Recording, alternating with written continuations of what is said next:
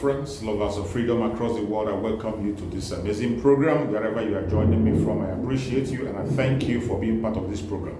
Please like and share the program on your platform. Share to family and friends. Share to everyone that is close to you so that they can be part of this very platform and be able to send information across. Fellow Biafrans and people of the world, viewers across the world, in this very platform, we do not come here to instigate violence. We do not come here to preach hate. We don't come here for saga or to attack any individual. What we do in this platform is to send information across to the world on the true situation of things in Biafra land and in the contraption called Nigeria. There are so many things that are not being taken note of. There are so many things that are happening that are being told in a different form. In this platform, we bring those information to your doorstep and tell you exactly how things are. There are certain videos that you might not be able to come across on the media. Some videos that are hidden from the eyes of the people, we bring them out and share it through the social media so that the world will be aware of what is going on in the contraption called Nigeria. I welcome every one of you, and I'm going to share a very important information as we speak. I want you to watch this video from the beginning to end. You will understand what we are talking about. So many things that you can't see online. You are going to see it here. So listen to this very video from the beginning to end, and I bet you're going to enjoy it. Let us watch it together and see.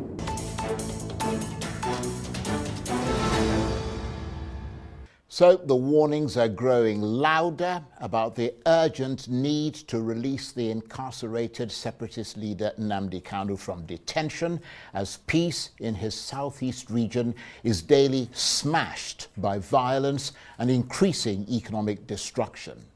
Ipob militant squads, as well as unknown criminal gunmen, daily scour the landscape, whilst the people who are at the sharp end of this crisis cower from the savagery of their attacks and their fearsome reputation for inflicting unbelievable damage, both on security forces and on local communities that defy them.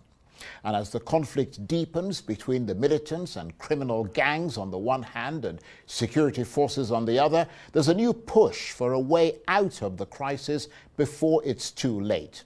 Dozens of federal lawmakers from the House of Representatives across party and ethnic lines have written to President Tinubu urging him to set Mr. Kanu free and discontinue his trial. They say they are increasingly convinced that this will dramatically lessen the hum of mutual suspicion and lead to the restoration of peace in the southeast. So what kind of response are they likely to get from the Tinubu administration? And how much would the lid be let off the gunpowder if Mr. Kanu remains in detention for the foreseeable future? Well, one of those whose voice is loudest in the chorus of demands for the release of Nnamdi Kanu is the member of the House of Representatives for the federal constituency of Ikwano Umahia under the Labour Party, Honourable Obi Agwocha, and he joins me now in the studio. Hello, Charles. Thank you very much indeed for coming. Good to see you again. Yeah, good to see you wearing a suit. Yeah, look different. I'm not used to seeing you in a suit. Without my LP logo. Yeah, but yeah, I'm still Labour Party for life. Okay, well, just in case we forgot, eh? So basically, your calculation, along with those of your colleagues, is that it is not in the interest of the Southeast or the Nigerian people or the security forces or the Tinubu administration itself to keep Nnamdi Kanu locked up. Tell us why. Well, first of all, thank you again for inviting me. On Friday,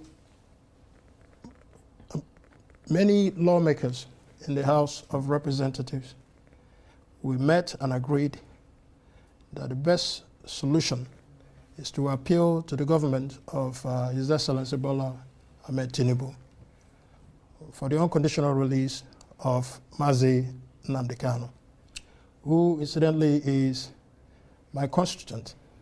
I represent him at the House of Representatives. He's from Umuahia North. I'm from Umuahia North. So it is my responsibility, as I've always done since I came to the House of Representatives, to speak for him. Where nobody else would, I would speak for him. And many others in that gap where there exists any perception of injustice or tribal discrimination in the administration of justice. Nnamdi Kanu has remained locked up despite so many court judgments in his favor. The Supreme Court held that everything should go back to the lower trial court.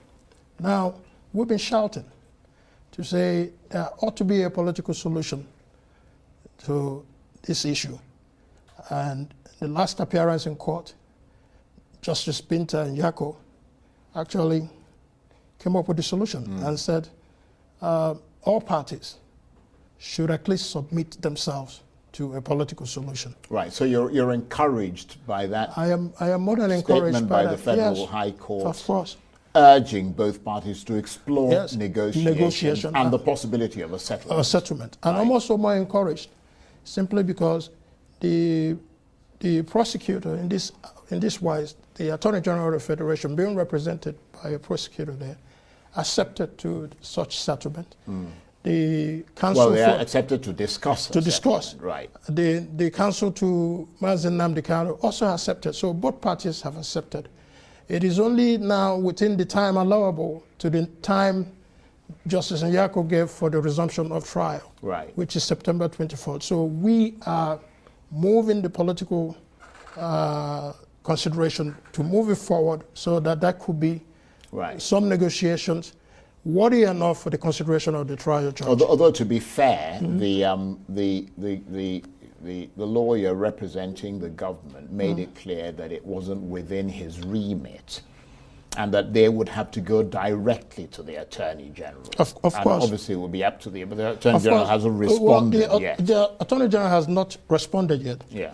But the Attorney General also takes instruction from the Commander-in-Chief, President and Commander-in-Chief. So that was why we were appealing to the Commander-in-Chief to direct the Attorney General to invoke Section 174 of the Constitution of the Federal Republic as amended, Section 174 1C, Section 174 subsection 1C, and subsection 3 basically talks about the powers of the Attorney General, that an Attorney General at any time before a judgment is rendered has the authority or the power to be able to withdraw his suit. So we want him to take care of that, and also to invoke Section 107 and Section 108 of the Administration of Criminal Justice Act 2015, which basically talks about discontinuance of a criminal case and the withdrawal from prosecution. So we believe there has been a precedent set in other cases whereby recently the chairman of Metiala was at the determination of the court, his matter was settled. Sunday Iboho, at the determination of the court, his matter was gone. So at the determination of the court, and rightfully so, his matter were gone. Emefiele, I keep pronouncing his name wrong, the former CBN governor was granted bail. Emefiele was granted bail. It now appears that as if Nnamdi Kanu, who was also charged alongside these other people for the same treason, appears that there is one set of rules for the rest of Nigeria and one set of rules for an Igbo man. And there is also one set of rules where a Northerner is freed, a Yoruba man is freed, a Middle Belt, South man is freed, and then when it comes to the Igbo man, he will continue to languish in prison. So there's an issue of injustice, regardless of the expectation of bias that people may have regarding Nnamdi Kanu or not. Is immaterial, is inconsequential. But in this country, everyone is subject to the rule of law. And I'm so happy that Justice Nyako recognizes that and has given an opportunity for all the parties to come together. And we're appealing to the president. I have known the president to be a listening and attentive president, and that I would not wish to see the president to do otherwise. Doing otherwise will render the Southeast to continue to be savaged by bloodshed. Every single day, many people, scores of people are being killed mercilessly in the Southeast, including military officers. The high level of crime and criminality, banditry, assassination, and kidnapping continues to be the order of the day. And these people are all taking advantage. This is all taking advantage of the incarceration Right. of Mr. Kanu, Right. because all these people are agitating that he's still there. But once we remove Mazi Kanu from the factor, then it's a lot easier to know those who are benefiting economically from crime in the Southeast and making Southeast ungovernable. And a lot of people are not going home now. Yeah, we're going to come back to that nettlesome question in a moment. But let's just go through the action that you have taken. And you're one of those who spearheaded that action in the National Assembly. This letter calling for Nnamdi Kanu's release has considerable multi-party support, doesn't it? With lawmakers from the APC, From APC, PDP, PDP, Labour, APGA, everybody. and even NNPP. NNPP, yeah. Right. And there seems to be an urgency to your call for Kanu's release. I think you mentioned some of that, but just tell us a bit more about what spurred you and your colleagues into action at this time. Well, what spurred me, like I said somewhere, was that I was elected a member of the Federal House of Representatives. And through my campaign, I ran on one single issue, that I would not be shut up in seeking the fundamental rights of Mazi Nnamdi Kanu and others in that camp. And I've demonstrated that from day one. I've questioned everybody that needs to be questioned. I've lobbied everybody that needs to be lobbied. I've consistently made my case for it. Well, would you lobby in the same way for someone who is not from your constituency, yes, or who's not from the Southeast? I'm a member of the National Assembly, and that's what it means, that I'm not just there. So you're there to stand for justice. Right. I want to stand for justice. So, but in this wise is Nnamdi Kanu and the sensitivity of it. Now, my colleagues honored me by accepting to be a part of this. I could have easily done it alone, which would not be successful. I could have also done it through other caucuses, which will not be successful. But this is for the first time that Nigeria is asking for the release of Mazi Nnamdi Kanu, as been demonstrated by the members of the Federal House of Representatives representing various constituencies across Nigeria, coming together on this sensitive issue. And how many are they? I mean, because initially, I think the newspapers were, some said 43, others said 50 lawmakers coming together. Honestly, it must have been typographical error. The number is actually 50 that have signed, ready to go. Right. But because that we are on recess, we believe we will resume back plenary on or about July 2nd. And today we have commitment that would actually put that number over 150 honorable members all across political divides, all across the nation. That's a sizable number. Of course, to demand for the release of Mazi Nnamdi Kanu. And I'm highly honored by that. Yeah, and you called, I mean, you mentioned this earlier, for the Attorney General to discontinue the case based on sections of the Nigerian Constitution. Not just, but for public interest. Right.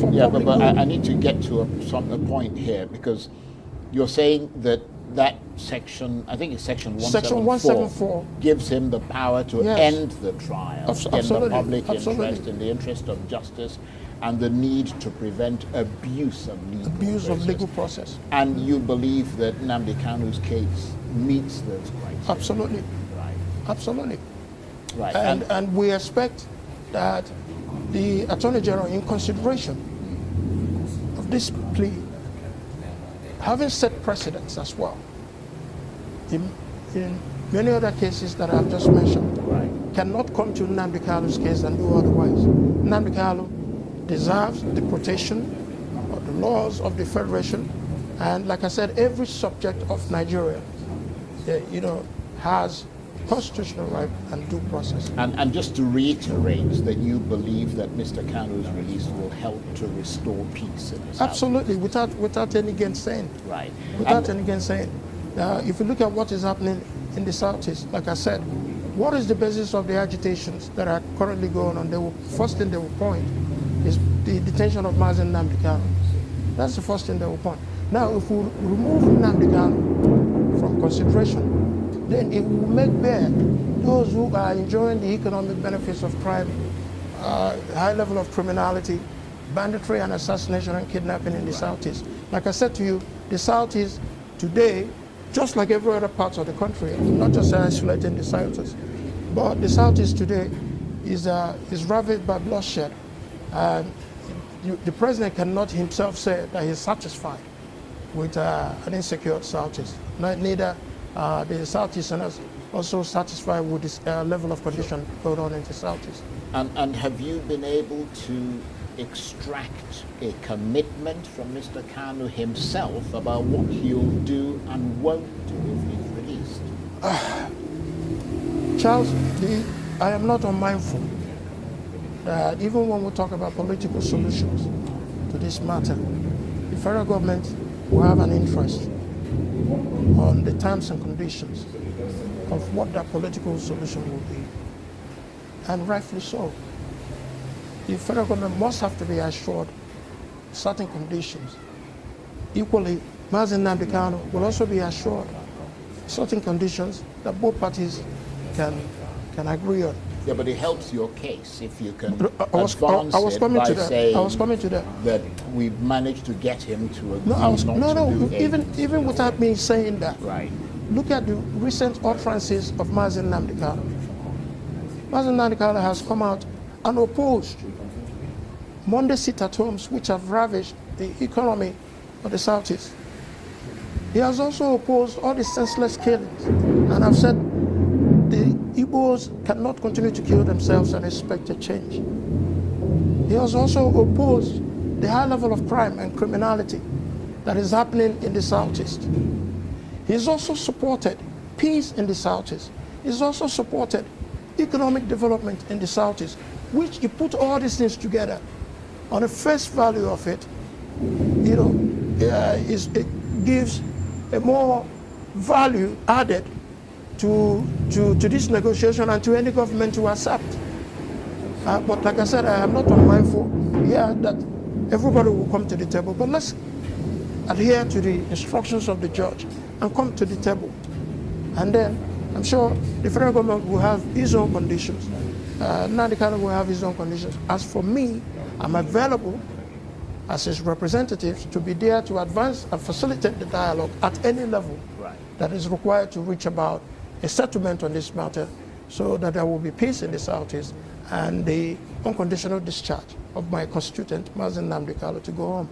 So how do you think President Tinubu will respond to your review? Why wouldn't he respond to that? Does he want to put himself in a situation where one part of the country continues to boil and is unmanageable? Or does he want to put himself in a situation where, as the President and Commander-in-Chief, that the protection of lives and properties, which ought to be his #1 fundamental responsibility, is keeping faith in the Southeast? We cannot continue in the way we are going. Charles, many Southerners cannot go, Southeasterners cannot go home as we speak for fear of being kidnapped, for fear of being assassinated. So the governors are themselves helping out to maintain the peace, but we need the federal government to come and do the right thing. And the right thing to do, outside of saying that it is intentional to have an Igbo man continue to lavish in prison, while the same people who have been charged in the same offenses with him, but that are not Igbos, have been given getaway, I don't know how to say it, monopoly. Get out cards. Right. And then because he is an Igbo man, then he continues to languish in jail. So at a point, this issue must have to be brought to a closure, and the judge has done all of us a favor to ensure that we seek a political solution and that we work towards it. Well, you're asking for his unconditional release, but at the same time you're saying that the federal government will need to set its conditions for his release. Of course, well, the conditions could be conditions. There are a lot of conditions the federal government can bring to bear. There's also a lot of conditions that Mazi Nnamdi Kanu can bring to bear. Mazi Nnamdi Kanu can say, well, if you're going to release me, what guarantees do I have that you're not going to rearrest me once I leave the gates of the DSS detention? So this must have to be brought to bear. But unconditional meaning as well, that he's no longer going to be charged for the same offenses that have been lodged against him, which we hope that the Attorney General will make a statement in court or write to the presiding judge. And the law says that once that is entered for discontinuance, then his case must be totally discharged. But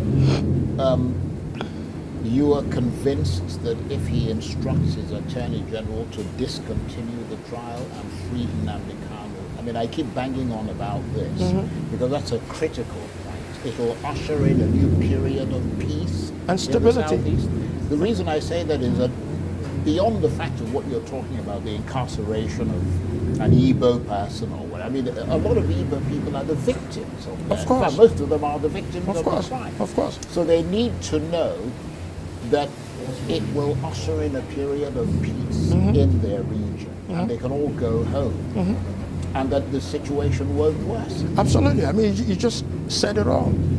If we free Mazi Nnamdi Kanu from detention, the most important thing that will happen in the Southeast is for us to know, like I also said, those who are benefited economically from the savages of bloodshed, from crime and high criminality, from banditry, assassination, and otherwise minded. They're there. Yeah, there are some foreign elements that are also part of this group.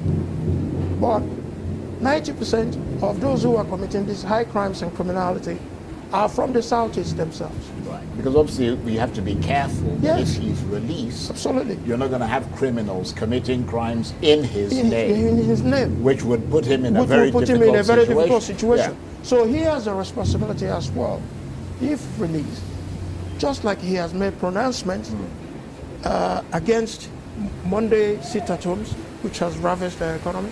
He had made pronouncements against the senseless killings. He has made pronouncements against kidnapping and assassinations. He had made pronouncements in favor of peace. He has made pronouncements in favor of economic development of the Southeast. I believe verily that if he comes out and sticks by these things that he has opposed and supported, it will be a new watershed in the Southeast, a turning point, whereby all of us can now begin not just to look at insecurity and security as we are doing currently now, but we will continue to look at it because it's important. But now we'll be looking at economic development of the Southeast, where a lot of employment opportunities to teeming youth will now pull them out of the battleground of insecurity. But we know that the federal government has in the past stuck to its guns, even when an appeal court dropped all charges against Mr. Kanu. They simply ignored it. Explored other legal options, even after it became clear that that extraordinary rendition was seen by experts to have created a permanent barrier. Not just experts, the Supreme Court ruled against But they believe that it should have created a permanent barrier to his prosecution. But even in the face of that, he was never released. He was never released. That's what I'm saying. Does it exist in this federal republic that where it matters to an Igbo man, then there are two laws, one for other Nigerians that will have consideration of the administration, whether it be previous administrations or this current administration, another one just for the Igbo man. What we are saying, due process. Every subject of Nigeria is entitled to due process and protection of the law. Nnamdi Kanu is no different, and we must accord to him the same regards, the same opportunities of law as we have given to Sunday Igboho, as we've given to Sawore, as we have given to the chairman of the Metiala, and as we have given to many alleged terrorists, Boko Haram terrorists, that have been released from prison over time. And yet, what crime has Nnamdi Kanu committed that is bigger than what all these other people have committed that doesn't warrant the federal government to be able to look at it favorably and invoke Section 174 and invoke Section 107 and 108 of the Administration of Criminal Justice Act and the Constitution. So if President Tinubu doesn't respond positively to your call, I know you've expressed optimism, but if he doesn't respond positively to your call, what will be your next move? There is no next move because I believe he would respond. No, but just in case he doesn't. No, I'm just saying, you know, I am optimistic. I am committed. And I am, you know, prepared to continue to be engaged to play this out and positively. Like I said, the options that we had before are not the options we have today. But I mean, there were appeals to the previous government. No, that's what I'm saying. That's what I'm saying. And he didn't. The options we had before. No, the options we had before are not the options we have today. Today we have an option of the trial judge herself saying, let's take a pause to see whether we can have political negotiation on this. Today we have Nigerian House of Representative members across political parties, across the ethnic divide. It's not all that. Yeah. But I mean, at the moment, the people who actually signed the document are 50 out of hundreds of lawmakers. Do you know how long it takes to convince one member, or 2 members, or 10 members to support your bill or to support your motion? Let alone to convince 50. No, I understand that. And you ought to be commended yes. for that. But what about those who oppose his release? I mean, how powerful are their voices and their arguments? And could theirs be bigger than yours? No, I recognize their voices. I also recognize their concerns. Like they say in America, feel your pain. But your pain cannot be at a level that would suffice that Nnamdi Kanu, having been held back in the same manner others have been held back, but we are released to go about their works of life. And he's still staying there. But what we're also doing is we're not just relying on just members of the House of Representatives. There are ongoing consultations going on now with critical stakeholders. Even some stakeholders we may have had wrongly held perceptions about the way they handled certain issues on this matter. We're talking to them. Right. We're talking to our governors. We're talking to our distinguished senators. We're talking to friends of Igbos to say, please come. Let us all work together for the first time, getting a sensitive issue like this that borders on. So you're aiming to overwhelm those who oppose it. Of course. Because the reason I say that is that Ohaneze Ndibo say there are some governors and National Assembly members, you know, quite powerful people who are working against Mr. Kanu's release. I wouldn't know that. What informed Ohaneze? I wouldn't know what may have informed Ohaneze to make that statement. Of course, we don't I don't even expect that on this matter that we'll have a consensus on it. It's not plausible to do that. You can never have a consensus. But I believe that we can have enough consensus that will speak to the mind and speak to the heart of Mr. President. Like I said earlier, Mr. President has demonstrated that he is a listening and attentive president. That if we make a compelling argument for him and set it out in our opinions, that he will acquiesce in that and then allow his Attorney General or instruct his Attorney General to do the right thing. I do not believe that the judge herself just woke up overnight and said, you know what, you guys should go and seek a political solution to this.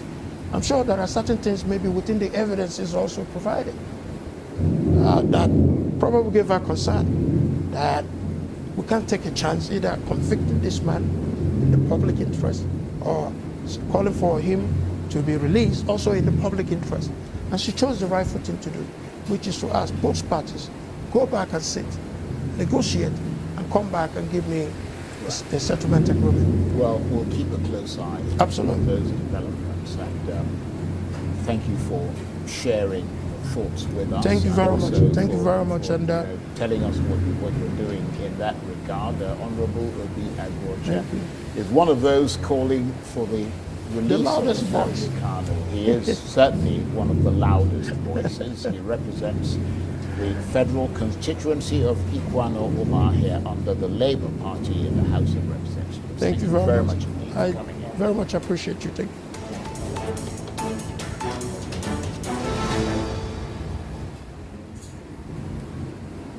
Thank you so much for watching the program. I appreciate you for your patience to watch from beginning to end. I hope you have learned a lot from this very program that I just played, this video. Please like and share the video. Share to all platforms.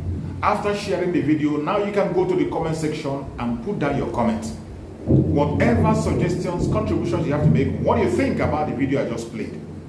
Go to the comment section and put your comment. I will go to the comment section, and I bet you I am learning a lot from there, and you can equally learn from there. Let us share our experience on that comment section. Thank you so much, and stay blessed. Don't forget to share, and we continue to bless you as you share. Biafra government, peace, progress, unity, and equity. We move.